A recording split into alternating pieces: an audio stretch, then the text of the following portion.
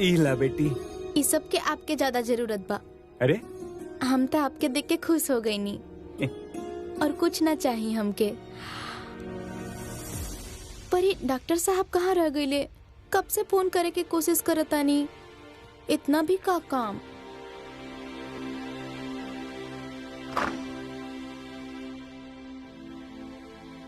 विक्रम जी, आप छुड़ैनी ना हमारे बाबूजी के, पर डॉक्टर साहब कहाँ बाड़े?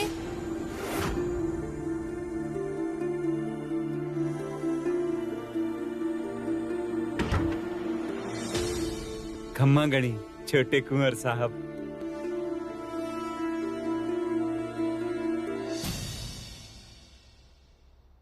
भाभी साहिब,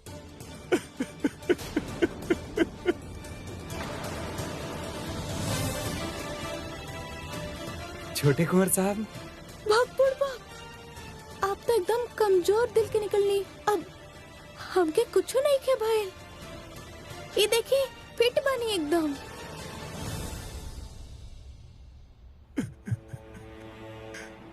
यह हम आपके थैंक यू बोले की कोशिश करत नहीं और आप गंगा बहावल जात बनी। हाँ कहा भाई? भाभी साहिब, I'm so sorry मैम। सारी काहे बोलत बनी? ये सब तो आपके और डॉक्टर साहब के वजह से भइल बना, और ये एहसान हम कैसे चुकाई समझ में ही नहीं आवत। भाभी साहब, हमके आपके कुछ बतावे के बा। पर उससे पहले आप हमके ई बताएं कि डॉक्टर साहब कहाँ बाड़े?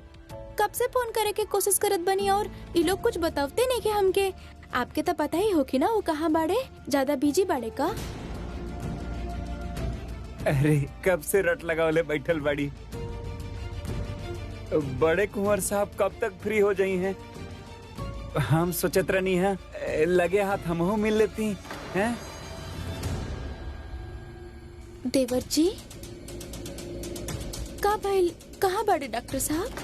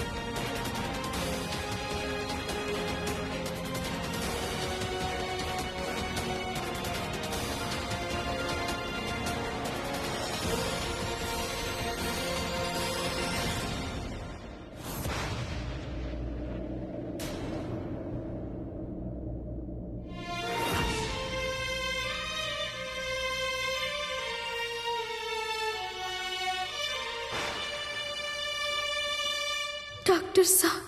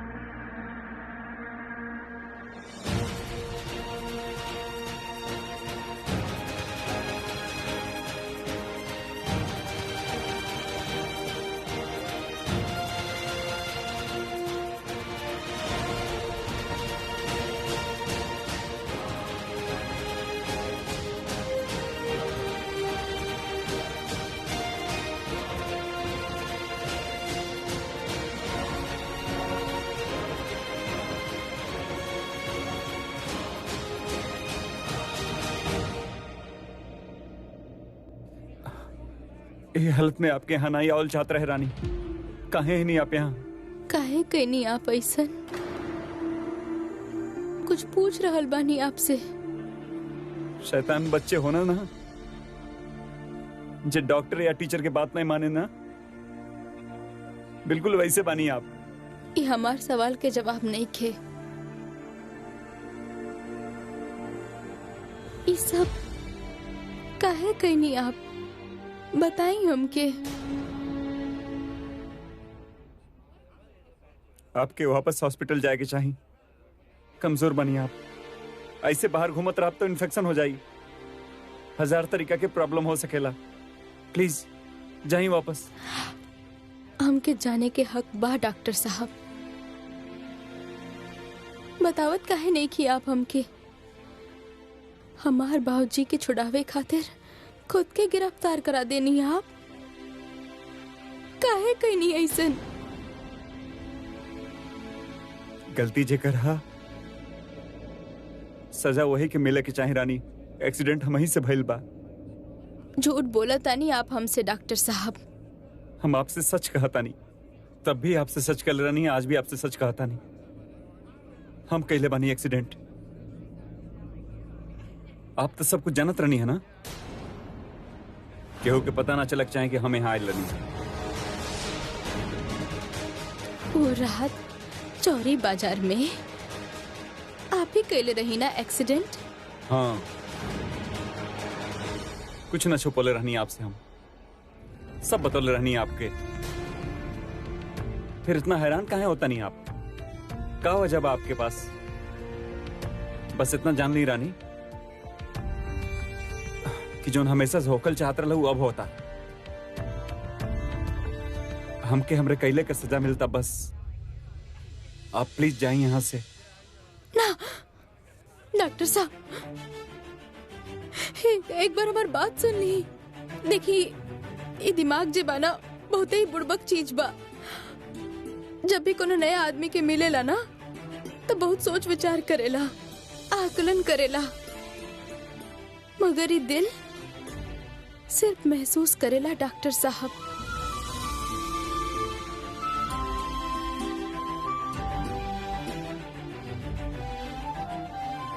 अगर इंसान अच्छा होके तो अच्छा फीलिंग आवेला, और अगर बुरा तो बुरा। और आप जानत बानी, जब भी आपके साथ रहल बानी सिर्फ एक ही फीलिंग आइल बा हमके, चौचक वाला।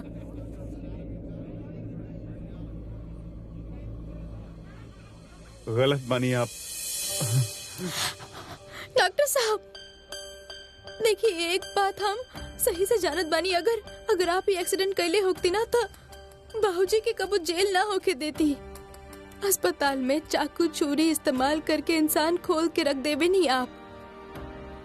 पर अस्पताल के बाहर आवते ही केहू से भी ऊंचा आवाज में बात ना कर सके नहीं। इतना नरम दिल बा आपके। और अगर गलती से कर भी देनी तो आज के जमाने में चिट्ठी लिख के माफी मांगे नहीं।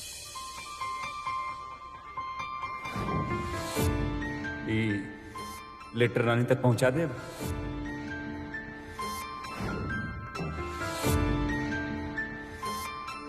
हम मानत आने की गुस्सा में हम ज्यादा बोल गए नहीं, ना ही करल चाहत रहा। के लिए एक खास दिन पर हम पुरानी बात भुला के नई शुरुआत कर चाहता नहीं। आई एम रियली सॉरी रानी। इतना सीधा बानी आप डॉक्टर साहब, तो फिर काहे ये सब?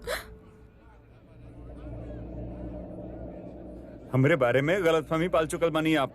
हम नादान जरूर बनी डॉक्टर साहब, पर सही बुरा में फर्क कर जानत पानी। और ये बात हम डंका के चोट के साथ कह सकेनी कि आप बुरा नहीं की।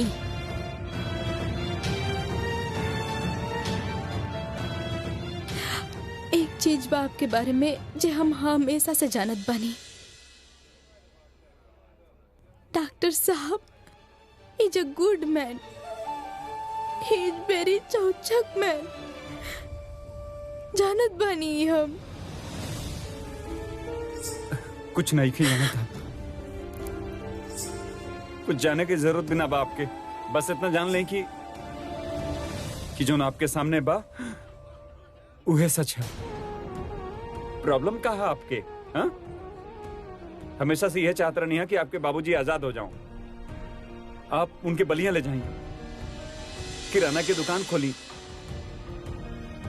आपका सब सपना पूरा कर चाहता नहीं है आप। ये रहे ना, कभी एक बार भी आप ही जनले के कोशिश करने की एक्सीडेंट के कई लेबा नहीं ना? कहे कि रानी, आपके सिर्फ और सिर्फ आपके बाबूजी वापस चाहते रहना है। कहे कि आप जानते नहीं है कि वो निर्दोष हैं, और यही सच है। और जब आपके ये सब कुछ मिल गए बा, आपके बाबूजी वापस आ गए बना, तो ये बात के कुरेदल बंद करी। कुछ हासिल ना होके वाला बा ऐसे। आप जाएं, अपने बाकी की जिंदगी अपने बाबूजी के साथ आराम से बिताएं।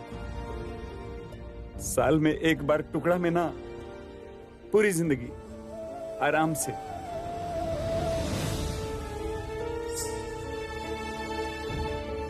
जाएं, गो गो जाएं रानी, प्लीज। ना ना ना ना ना,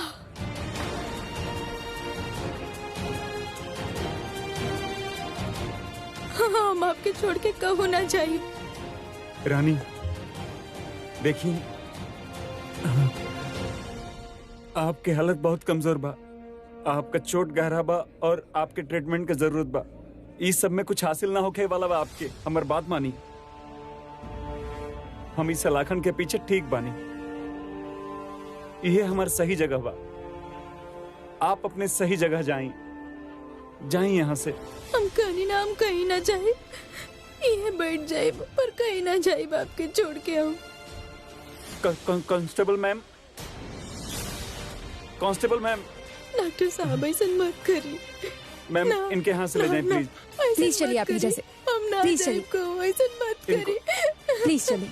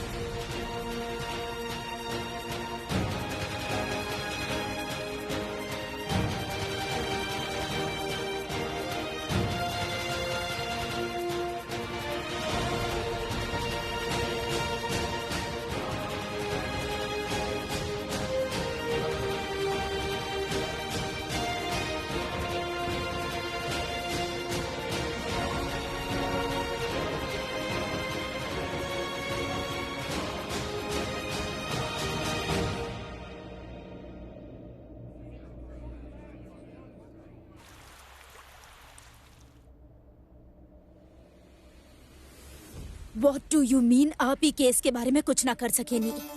आप शायद रजावत नाम के बाहर भूल गए बानी। वीर सिंह रजावत नाम बा उनकर, और हमरा के उनका के आज ही जेल से। हेलो, हमार फोन काट देलस। राजेश्वरी, संभालिए अपना आपके। कहाँ जरूरत रहे ये सब करे के? वो भी अपन बीवी के खातिर। I mean, how could he? जबकि हम सब कुछ हैंडल करत रहनी ना। हम होम मिनिस्टर से बात करत आनी। 1 मिनट। रानी, रानी, बाहर आवा। आज तो ओकरा हम सबक सिखा के छोड़ब। रानी, यारा प्लीज, तू अकेले परेशान नहीं क्यों? हमनी सभी परेशान बानी यहाँ पे।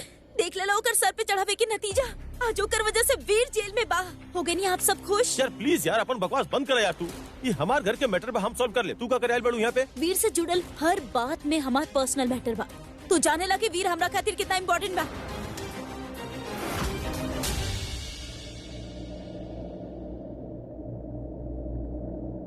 भाभी साहब, भाभी साहब, अरे ओके? तबीयत कैसे है आपके? आप पहले अंदर आइए प्लीज। बहू रानी, ये हालत में आप कहाँ घूम रहल बानी? आई हमरे पास बैठी। आराम से। तोहर वजह से कितना बड़ा प्रॉब्लम भइल बा ओकर तोरा के अंदाजा बा? क्यारा, आई वार्निंग यू। प्लीज विक्रम, तोहारू नौकर बाप की वजह से आज हमार वीर जेल में बा। क्यारा शट अप। भाभी सच्चाई से बात ना कर सकेलू तू। प्लीज विक्रम, अब हम चुप ना रह सकिनी काहे कि वीर बेगुनाह बा। वो कुछ ना कहले बा। जौन रात एक्सीडेंट भइल रहे उ रात हमनी के एंगेजमेंट रहे और वो घर पे रहे। तब फिर कैसे वो हो सकेला? अब का होगी? वीर तक कह देलस कि एक्सीडेंट ऊ कर ले बड़े। अब उनकर झूठ के सच मान लिहल जाए और ओकरा अब सजा भी मिली। 19 मार्च के ओकर अगला हियरिंग बा। हे भगवान, केकर नजर लागल बा हमनी के परिवार के? वीर जेल में बा और ई सुन के नंदिनी चक्कर खा के फेंट हो गई। रानी सा प्लीज आप कुछ करी, हमने के पास वक्त बहुत कम बा।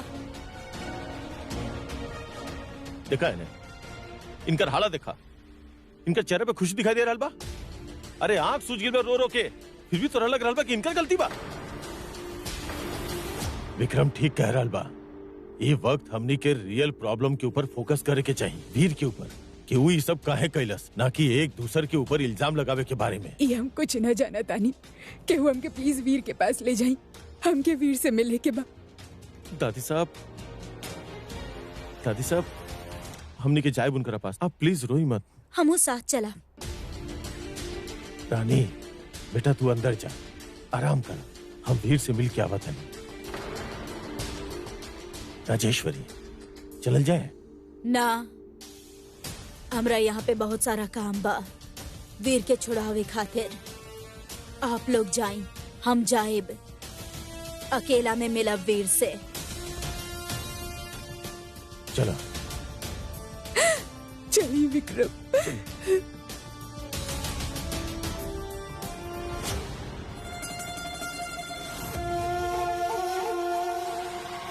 तू अपन खुशी जाहिर कर सकेलू।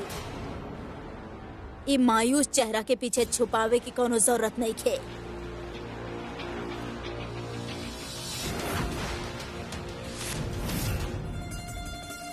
का आपके सच में लागेला कि हम खुश बानी?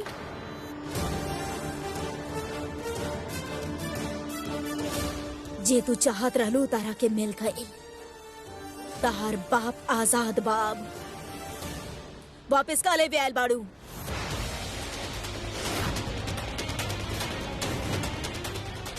तेरा पता बा जब हमरा के खबर मिलल रहे कि ऊ भगदड़ में तू भी घायल हो गयल रहलू, पहला बार तहार फिक्र होखत रहे हमरा। काहे कि एक पल के खातिर हम भूल गयल रहनी कि तोहार औकात वाला ऐसे ही मौका के इंतजार करेले।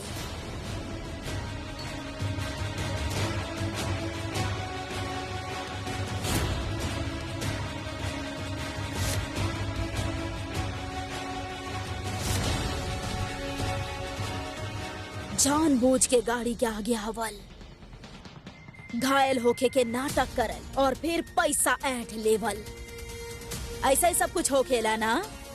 और तू भी तो उहे कैलू, हालात के इस्तेमाल कैलू आपन फायदा खातिर। रानी सा ऐसा नहीं के। हाय सच बा कि हम चाहत रहनी बाबूजी आजाद हो जाए, लेकिन उनकर जगह डॉक्टर साहब जेल चल जाए, ये हम सपना में भी ना सोच ले रहनी। लेकिन उहे भइल ना रानी, एगो नौकर के खातिर। आज जयपुर के रॉयल फैमिली के बेटा जेल के अंदर बा।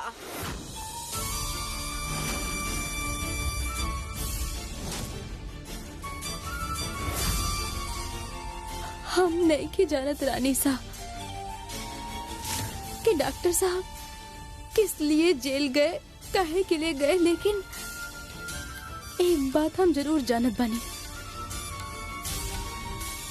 वो जेल में केहू के बचावे खातिर गइल बाड़े। हमरे परिवार का नाम और सलामती ये दोनों खातिर हम कुछ कर सके नहीं, लेकिन ये बात के कभी बाहर ना आवे देव हम। वो राज राजे रही रानी साहब। दीमक जितना भी दवा छिड़कला तो ऊ दीमक बाड़ू। जब तक पूरा घर के खोखला ना कर देवेलू तब तक चैन के सांस ना लेबू। लेकिन हम ऐसा ना होके देव। जौन तू चाहत रहलू त तारा के मिल गई। तब पकड़ा अपन बाप के हाथ और लौट जाऊ गंदगी में जेकर तू लायक बाड़ू।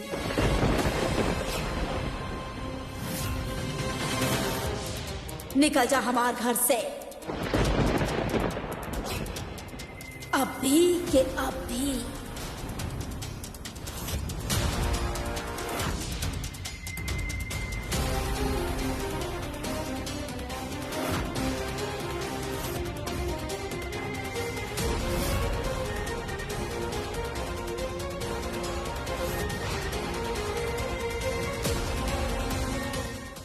तू जे चाहत रहलू उतारा के मिल गई।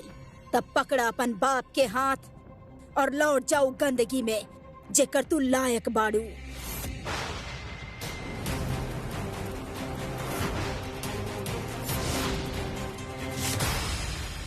चंपा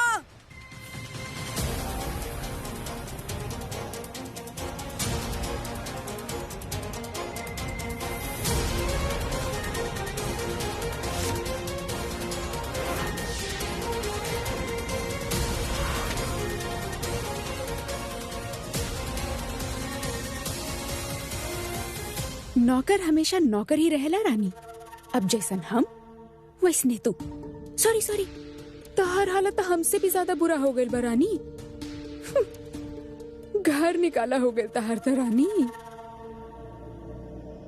रानी साही ये आप का करत बानी?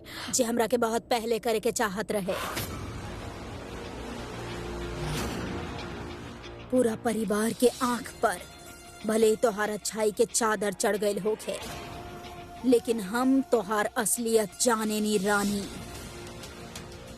वरना जौन घर में हमारी इजाजत के बिना केहू सांस तक न लेवेला, उहे घर में आज वीर इतना बड़ा कदम उठा ले रस। उ भी हमरा से पूछले बिना। और ये सब काहे भइल? तोहार वजह से भइल, तोहार बाप के वजह से भइल। निकल जा हमार घर से अभी के अभी।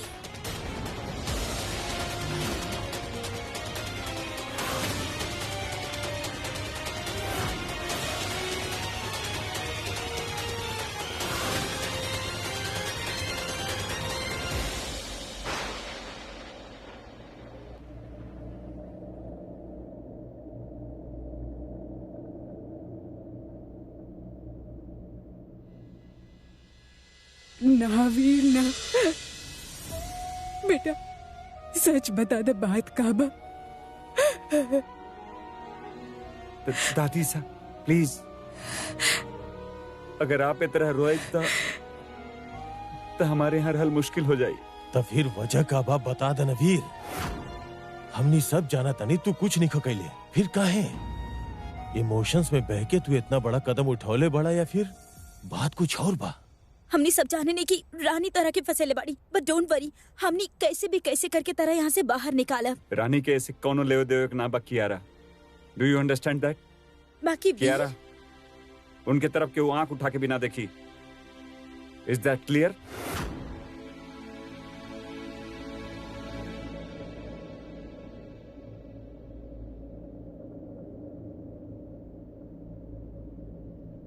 कोनो वजह ना पापा।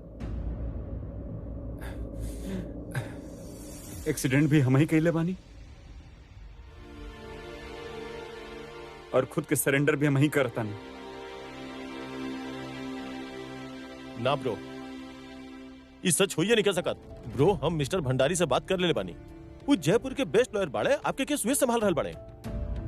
19 मार्च के हेयरिंग में ब्रो हमनी के बहुत तैयारी करे के बा। प्लीज प्लीज सच बताई।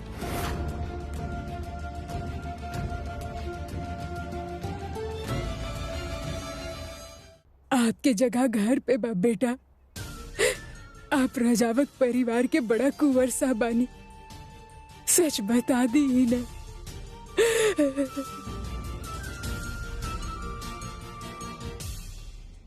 दादी सा, पापा, विक्रम, हम जौन कुछ भी आप सबसे कहले बानी सच हुए हा।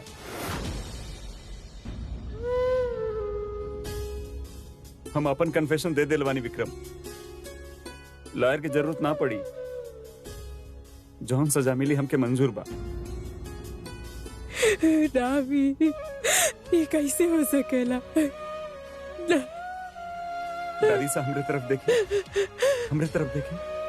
अब गलती कैले बानी तो सजा तो भुगते के पड़ी ना, आप रोई मत। तू कुछ भी कहत रहा, लेकिन हमरा पता बा तू कुछ नहीं कैले, यही से हम तोहरा यहाँ अंदर ना रह दे। अगर एक्सीडेंट आप कैले होती तो रामू का कबू जेल ना जाए देती। जरूर कोनो वजह बा कि आप इतना बड़ा स्टेप ले ली। ब्रो, आप हम सबसे सच छुपा रहल बानी और ये आपके चेहरा पे साफ साफ दिखाई दे रहल बा। पापा और दादी साहब परेशान हुई हैं, यही से सबके सामने ही सवाल नहीं पूछ सकत, पर अकेले में जरूर पूछब, शायद तब आप सच्चाई बताई।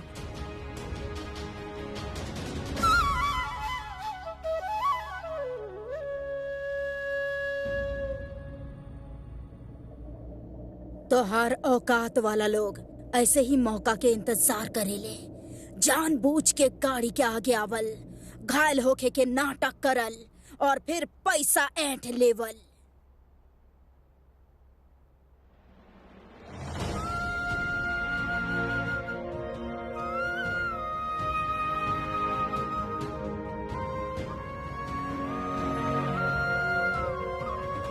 एक नौकर के खातिर आज जयपुर के रॉयल फैमिली के बेटा जेल के अंदर बा। जे तू चाहत रहलू तो तरह के मिल गई, तब पकड़ अपन बाप के हाथ और लौट जाऊ गंदगी में जेकर तू लायक बाड़ू।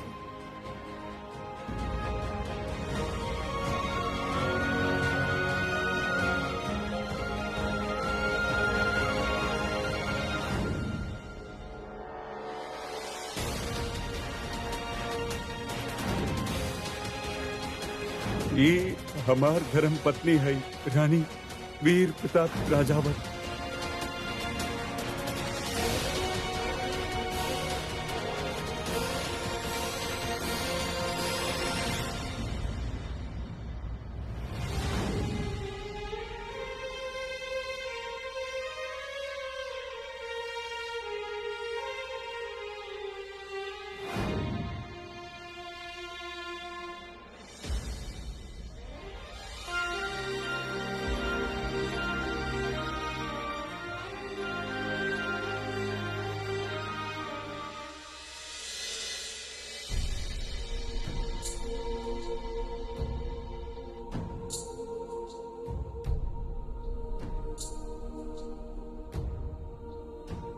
शीशे में जौन इंसान खड़ा बा, उम्मे और इम्मे कोनो सिमिलरिटीज नहीं बा।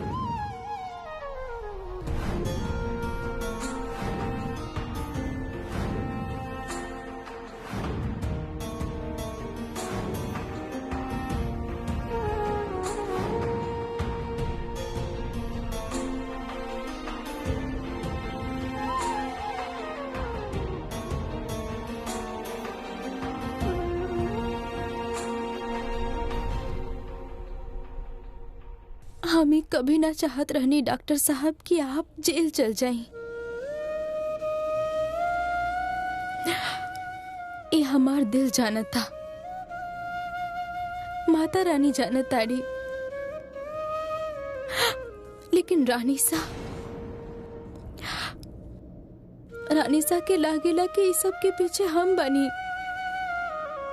भरोसा ना करेली उ हम पे, इहे के सजा में उ हमके घर से बाहर निकाला ताड़ी।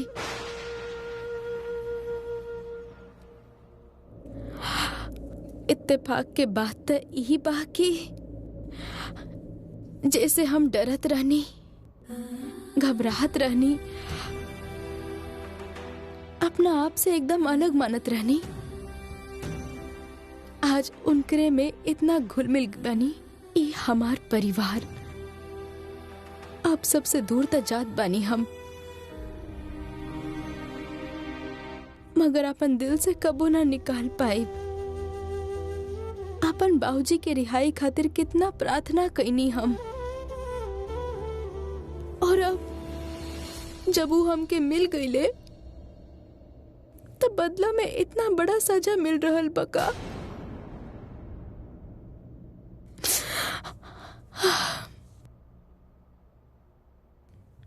खैर, इस सफर शायद इतना ही रहे, लेकिन हम आप सबके आपन दिल में हमेशा खातिर संभाल के रखब, हमेशा हमेशा खातिर।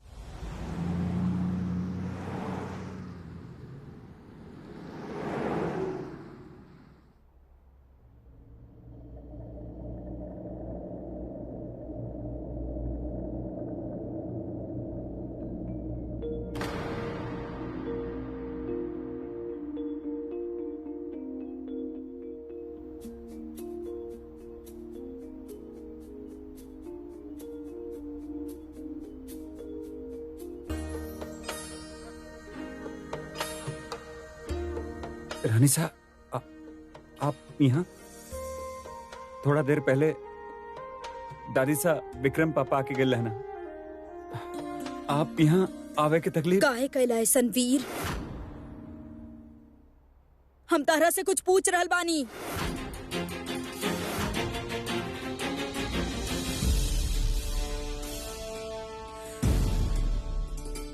का जे हम सोचतानी उ सच बा कि वाकई तारा एगो नौकर के बेटी से प्यार हो गइल बा, और इतना प्यार हो गइल बा कि तू अपन परिवार, अपन जिम्मेदारी भूल गइल बड़ा। ना ना ना रानी साहब, ऐसा कुछ नहीं खे। हम जानता नहीं कि हम आपके हट के नहीं रानी साहब, लेकिन वो वक्त हमके जौन सही लगल उहे कहीं नहीं रानी साहब। रानी के में कोनो कसूर नहीं के रानी साहब। तब फिर केकर कसूर बा? हमार? कि हम घर चली जाएं, सब कुछ भूल जाएं? हम हर मुमकिन कोशिश कर रहल बानी तारा जेल से निकाले के, और तारा उकर पड़ल बा। हमार दिल दुख रहल बा वीर, हम अंदर ही अंदर टूट रहल बानी तारा जेल के अंदर देख के।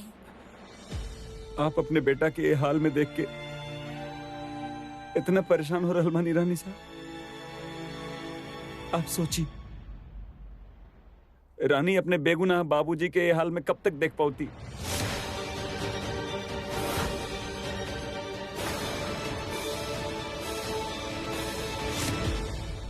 ना, तू ए वक्त कुछ समझे ही ना चाहेला। कोनो बात ना हो खेला। बच्चा अपन राह से भटकेले, लेकिन माँ बाप के जिम्मेदारी हो खेला उनकर सही राह में ले आवे के, और हम तोहरा सही रास्ता पे लाइब। तू अपन फैसला ले लेला ना वीर। अब हमरा जे ठीक लागी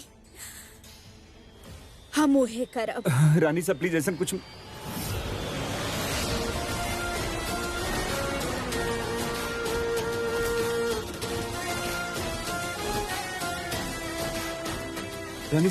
रानी साहब प्लीज एक बार।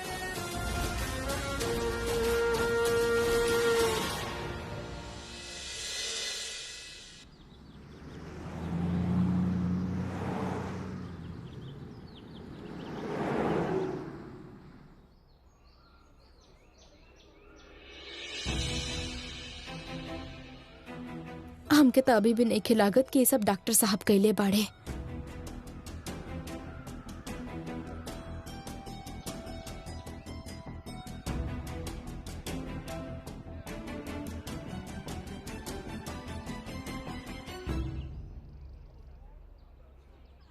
का सोचत हो बिटिया? बहुत दुविधा में बानी हम बाबूजी। डॉक्टर साहब गुनाह कबूल करके जेल तक चल गए, लेकिन हम जानत बानी वो ये कभी ना कर सकेले। हमके भी ऐसने लागत था बिटिया। बड़े कुंवर साहब तो हमरे खातिर देवता समान हवा। वो कभी ऐसा ना कर सके ना। बात में तार वजन बता का। इतना बड़ा आदमी अगर वो चाहे तो जेल जाए से बच सकत रहला और तारा सजा होके दे सकत रहला, पर वो ऐसे ना कैलस। ससुरा मैटर के कुछ समझ में नहीं आवत।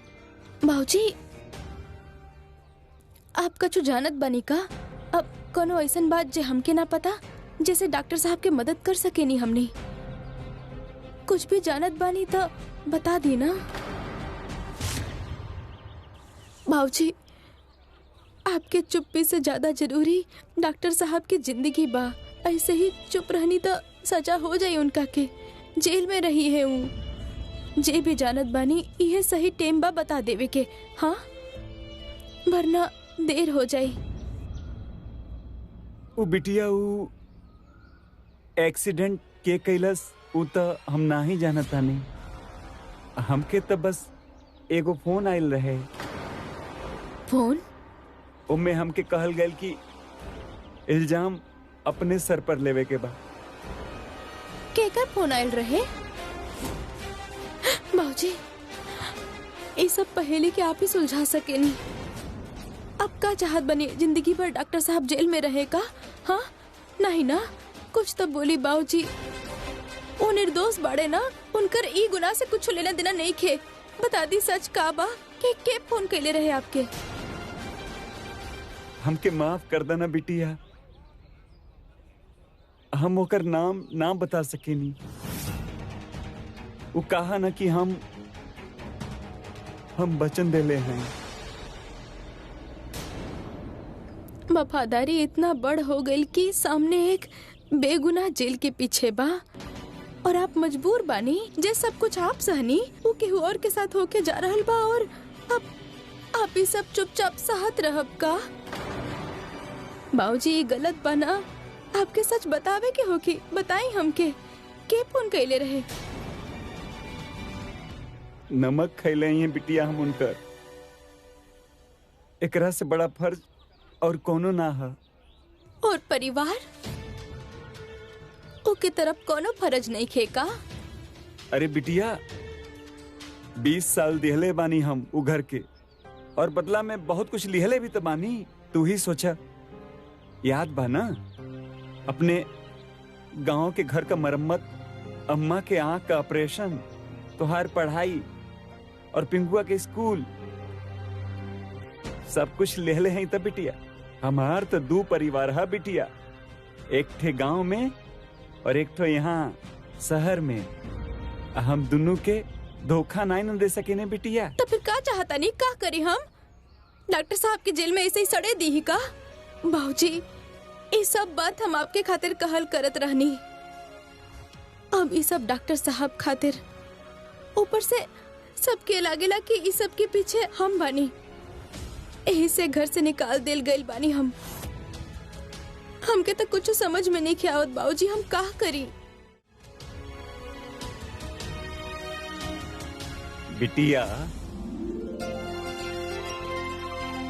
घर वालन के लागत आ कि तू गलत बाड़ू, यही से तो के घर से निकलने वालो, और वो गलत फहमी तू ही दूर कर सकेलू। उनकर भरोसा तू ही के जीते के पड़ी। सर झुका के हार मानल नईखी सिखौले बिटिया, तो के सर उठा के लड़ल सिखौले हैं। वो घर तो हार है, बियाह करके गईल हऊ तू वो घर में, बहुरानी हऊ वो घर के। ऐसे छोड़ के तो ना निकल सकल जाला ना बिटिया। आपन धर्म निभावे के है। अपने बाबूजी से जे वादा कैले हऊ उहो पूरा करे के है। कसम खा बिटिया, एगो अच्छा बहू के हर फर्ज निभाइबू। हम तो बस इतना ही कहें कि जौन तू चाहत रहलू ऊ तो हो गई। रामू काका तारा लगे वापस भी आ गए। अब तू बतावा कि तारा के ई सब छोड़ के बलिया वापस जाए के बा कि ना? ई फैसला खाली तार बा, सोच ला का करे के बा।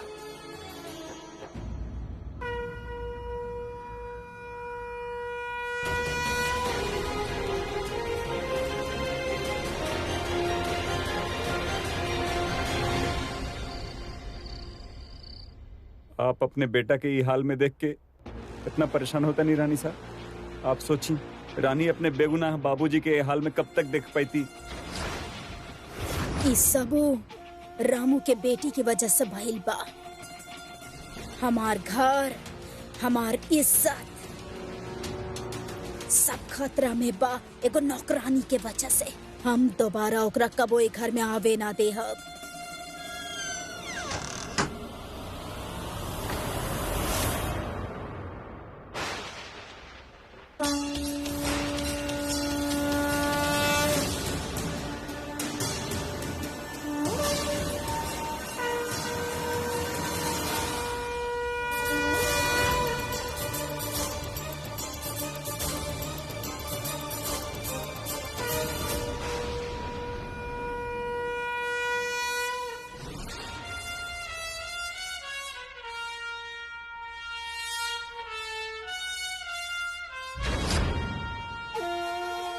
तहर इतना हिम्मत, कौन हक से तू वापस आइल बाड़ू? एक पत्नी होके के हक से रानी सा। और आप देखब रानी सा, उनकर पत्नी उनका ज्यादा दिन जेल में ना रहे दी ही। हम उनका घर में जल्द वापस ले आइब और ई हमार वादा बा।